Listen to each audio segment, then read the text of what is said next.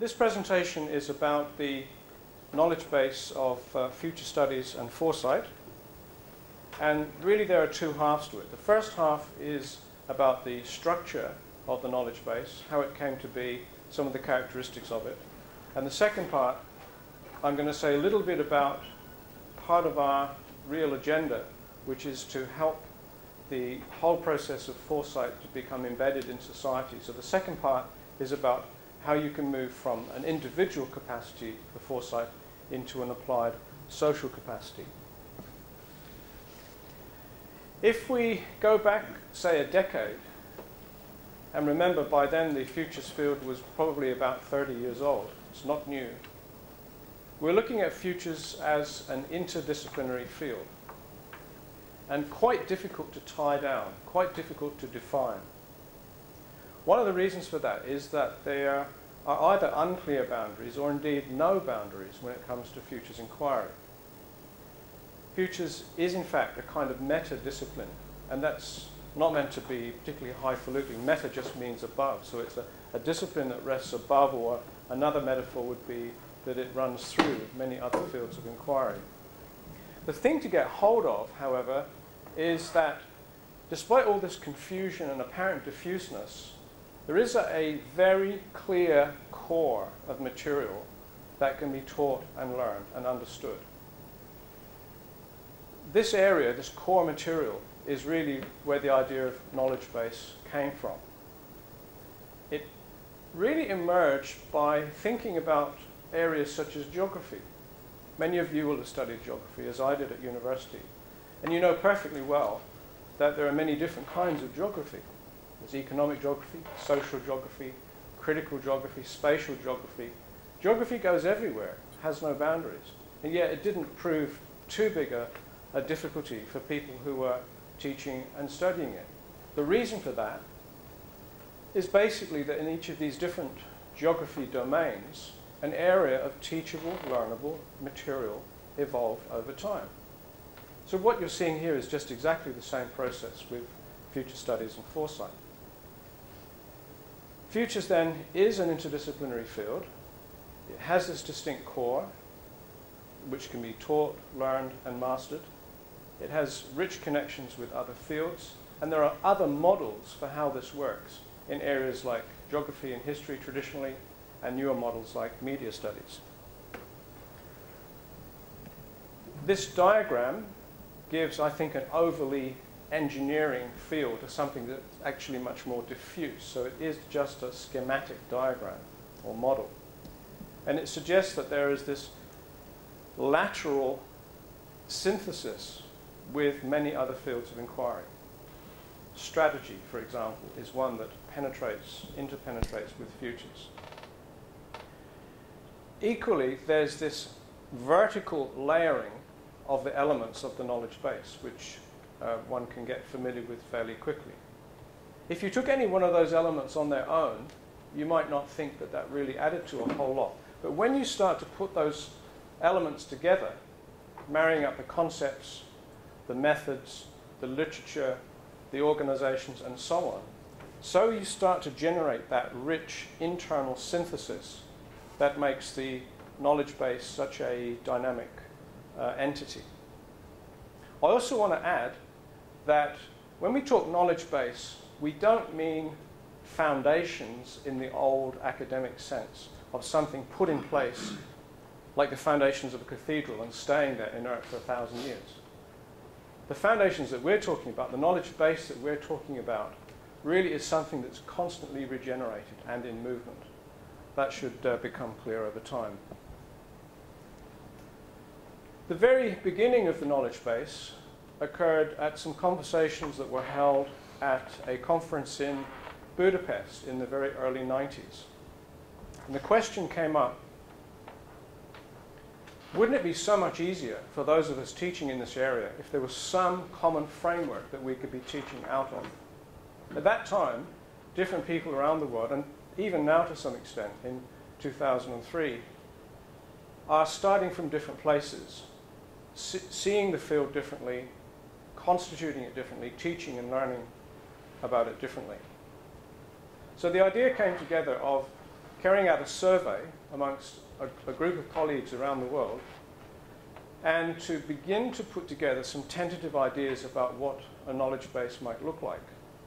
The result of that work was the publication in April '93 of this issue of Futures, simply called The Knowledge Base of Future Studies.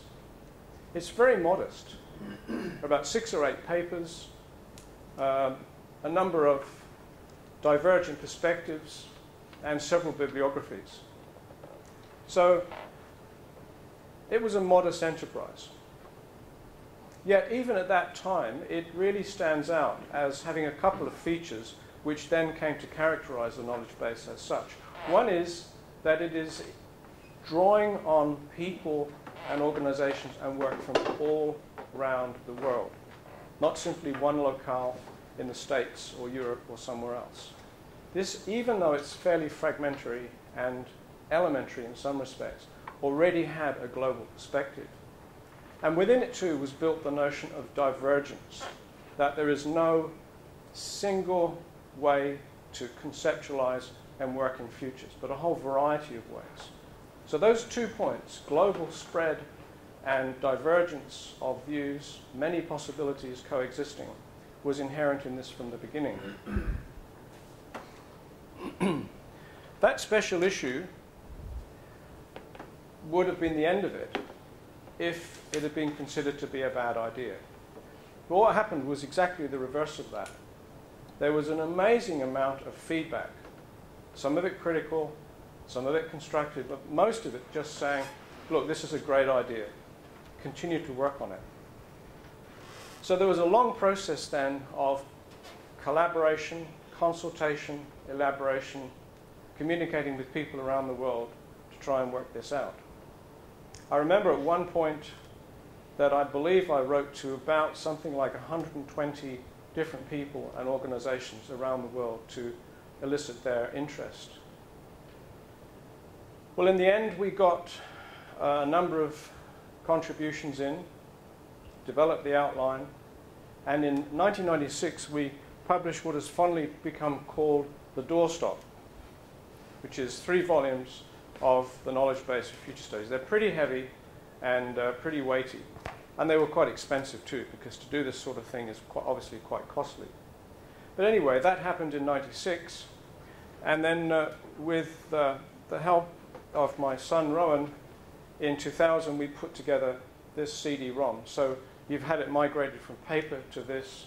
Clearly this is an awful lot easier to carry around, to put on your laptop and so forth. But it wasn't just the 3 volumes that we published in the paper edition.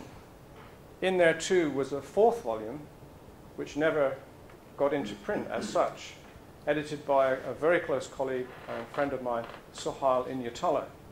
And he had surveyed people around the world and pulled together over 100 personal bios of people who had worked in this field. So again, here's the diversity, here's the international dimension. And in fact, one way into the field is indeed to look at those personal bios and see how did all these different people respond to this area? What are they making of it? There's no attempt there to achieve an artificial correctness or similarity. There's a lot of diversity, a lot of different views about the future. We're still thinking now about what the next step might be. It just depends on how things work out in terms of the technical support. But it's possible that in a few years' time, the whole thing might well migrate to a website and then be much more universally available. The thing is, when you move from paper to CD, you've got an infinitely more flexible resource, much easier to update and to add new material and indeed to bring out new editions. So let's go back briefly, I'm not going to labor this, to the basic categories that went into the early knowledge base. Things like images. Images of the future might sound a pretty airy-fairy kind of topic. But in fact, it's a very interesting sub-area of futures inquiry. Images of futures seem to have a great deal to do with how we conceive of them, how we deal with them, the nature of those images. What we feel, think, and believe about the future influences both individuals, organizations, And the work of Dutch futurist Fred Pollack suggests too there are powerful ways that social images of futures affect the well-being and the direction of societies. So the whole area of images is an important one in futures, though understudied, I have to say. Equally, however, concepts. I personally believe that the way into futures inquiry at the school level is through simple futures concepts and tools. That's all. You just sprinkle them through the curriculum, and by virtue of making that part of one's own symbolic capability, you grow organically the capacity to understand and work in this domain. So images, concepts, and metaphors, these apparently insubstantial resources seem to me to actually be a very powerful aspect of futures inquiry. Obviously there are theories, ideas, literature and databases, a whole range of methodologies and tools. Now on methodologies, I have to say that many people begin futures inquiry by jumping into a methodology. They want to learn how to do scenarios. That's the usual request we get. We find that people don't ask us for some futures inquiry or futures product or futures process. They come to us and say, we want to do some scenarios. So scenarios are too important, too much out there, too familiar to people. They don't actually see that methodologies per se are only a fragment of futures inquiry, and scenarios are only one methodology out of at least 24. So the methodologies and tools are important, and yet I believe they're secondary to the rich symbolic understanding of what's involved in futures inquiry. The organizations are helpful because they help to build, sustain, and organize the work we do. Obviously the networks these days are much more extensive, and the contexts. I've already mentioned images.